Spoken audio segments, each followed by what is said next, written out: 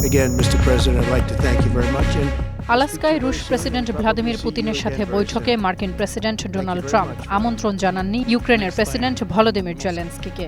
ফলে বৈঠক কতটা সুফল বয়ে আনবে তা নিয়ে আলোচনা সমালোচনা কম হয়নি। অবশেষে জেলেনস্কিকেও আমন্ত্রণ জানালেন ডোনাল্ড ট্রাম্প। বৈঠক শেষে ফোন করেন জেলেনস্কিকে। আগামী সোমবার আমন্ত্রণ জানান হোয়াইট হাউসে। সেখানেই সাক্ষাৎ হবে এই দুই নেতার।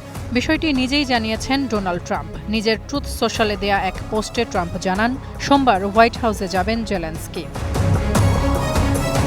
এদিকে সামাজিক যোগাযোগ মাধ্যমের পোস্টে যুদ্ধ বন্ধে আলাস্কায় ট্রাম্প পুতিনের বৈঠককে স্বাগত জানিয়েছেন জেলেনস্কি। তিনি আরও জানান, আলাস্কার বৈঠকের ঠিক পরপরই প্রায় ১.৫ ঘণ্টা ফোন আলাপ করেন তারা। এ সময় ফোন আলাপে যোগ দেন ইউরোপীয় নেতারাও। ট্রাম্পের সাথে বৈঠকে যুদ্ধ ও প্রাণহানি বন্ধের বিষয়ে আলোচনা হবে বলেও জানান তিনি।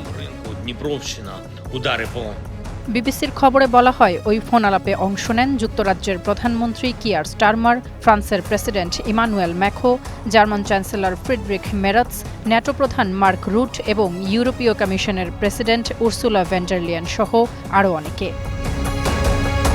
আলাস্কায় পুতিনকে যুদ্ধ বন্ধের কোনো চুক্তিতে না আনতে পারলেও গুরুত্বপূর্ণ বিষয়ে অগ্রগতি হয়েছে, এমনটাই দাবি করছেন ডোনাল্ড ট্রাম্প। পুতিন জানিয়েছেন তিনিও যুদ্ধবন্ধ চান। তবে জেলেনস্কি বৈঠকে আমন্ত্রিত না হওয়ায় বিষয়টি এক ভেন্যু থেকে অগ্রসর হয়নি। এখন ট্রাম্পের সাথে জেলেনস্কির বৈঠকের পর কী বার্তা আসে তাই জানার অপেক্ষায় পুরো বিশ্ব। তাসফিয়া তামান্না, স্টার নিউজ।